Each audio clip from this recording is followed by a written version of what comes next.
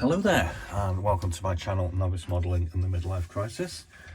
My name is Andy and this morning I'm going to be doing you a what's in the box kit review on my AZ model YOKOSUKA D4Y1-1-C Judy in the 172 scale AZ7841, and as you can see this is a 2023 modern edition of this kit.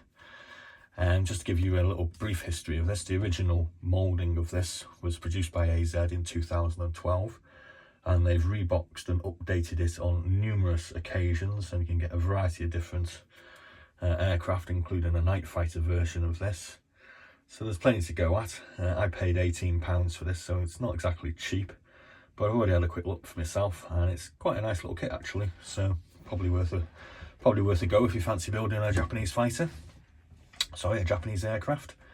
I'm actually doing something that I'm calling Land of the Rising Sun Week at the moment, where I'm trying to build 10 Japanese models over the course of 10 days.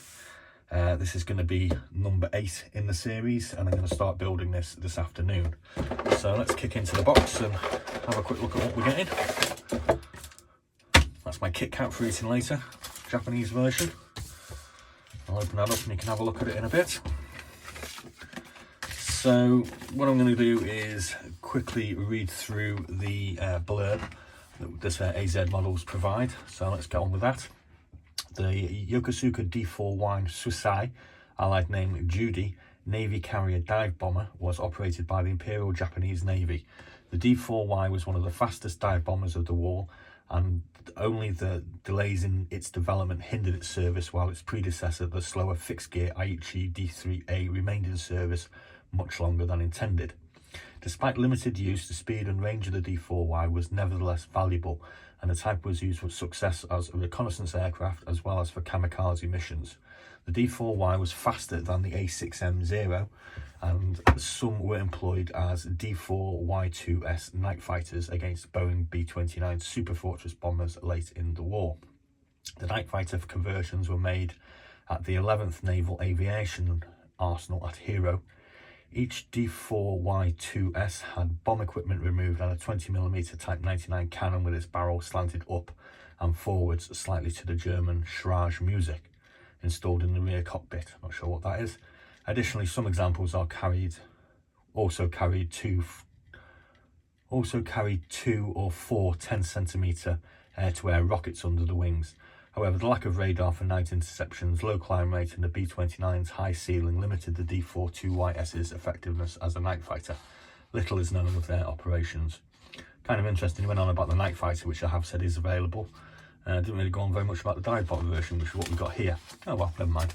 So as you can see, we've got a comprehensive sprue diagram here detailing all the parts. There are some extra bits on this as well, so they'll be useful for your spares box, which I believe everybody has.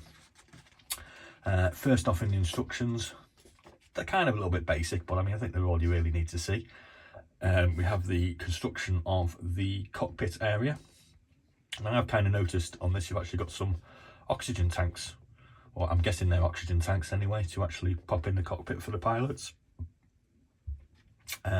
Excuse me.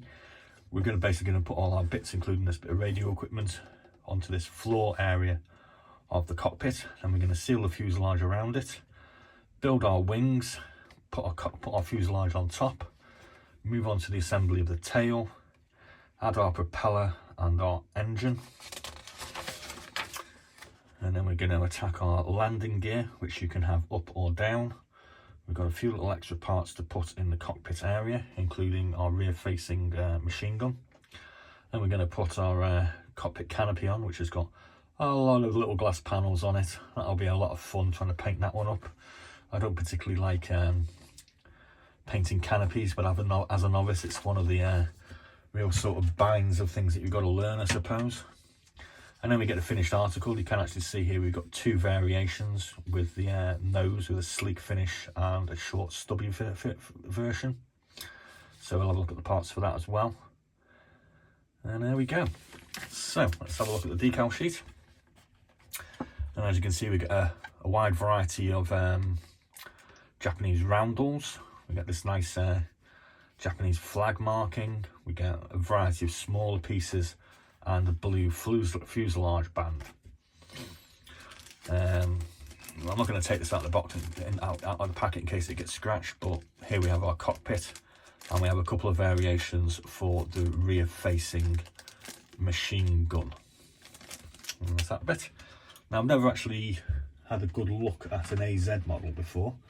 I'll tell a lie, I have actually looked at an ME109, but for those of you from unfamiliar with them, these actually kits do appear to have a really nice level of detail on them. We've got lots of panel lines, we've got lots of little access points that we've got some fine rivets, we've got a nice lot of detail on this engine. There is some detail, yeah, there's definitely a good little bit of detail on the landing gear here. We've got a load of rivets on these engine on the engine covers.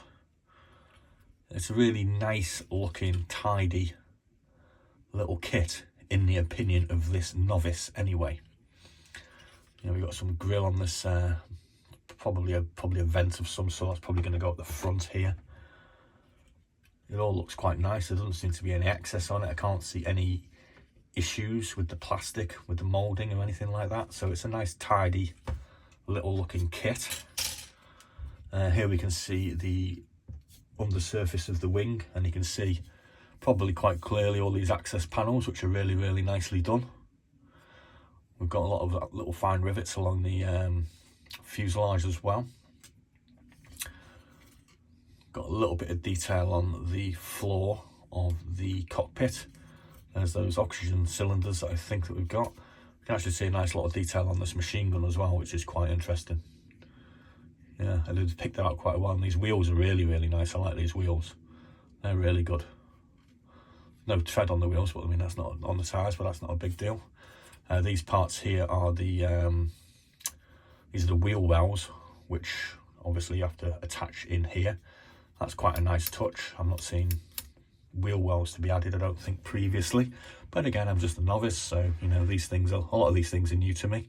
We can see on the interior of the fuselage, we've got a lot of detail here on the cockpit, including a little wheel here for something. Got a couple of buttons by the look of it, maybe possibly an intercom of some sort. I'm quite impressed. I think it's nice. It's a good little kit, and you could say, I suppose, it's kind of expensive at £18 for a relatively small aircraft, but I think the level of detail justifies paying a couple of quid more for it, to be honest with you. I'm just going to open up my little Japanese Kit Kat. These are quite interesting. Oh, it's a pink one. Look at that. Isn't that cool? I had a green one yesterday. It tasted like green tea. That's very definitely raspberry, or maybe strawberry. I'm not too sure on that one. I prefer the green tea. So thanks very much for joining me this morning. Like I said, I'm going to have a go at putting this one together later on this afternoon, and hopefully we're going to finish off our hand-painted version of our Nate today as well. I had a bit of a struggle with this one yesterday, but there's a video up about that, and there'll be another video up later on, hopefully when it's finished. There are what's in the boxes and build updates for the 7 models that I've got sort of finished or half finished so far this 7 days. So please do have a look at those. Please like and subscribe and join me for my novice build and ride. Be seeing you, or as the Japanese would say, anata wa miti iru, which basically translates as be seeing you. Catch you later.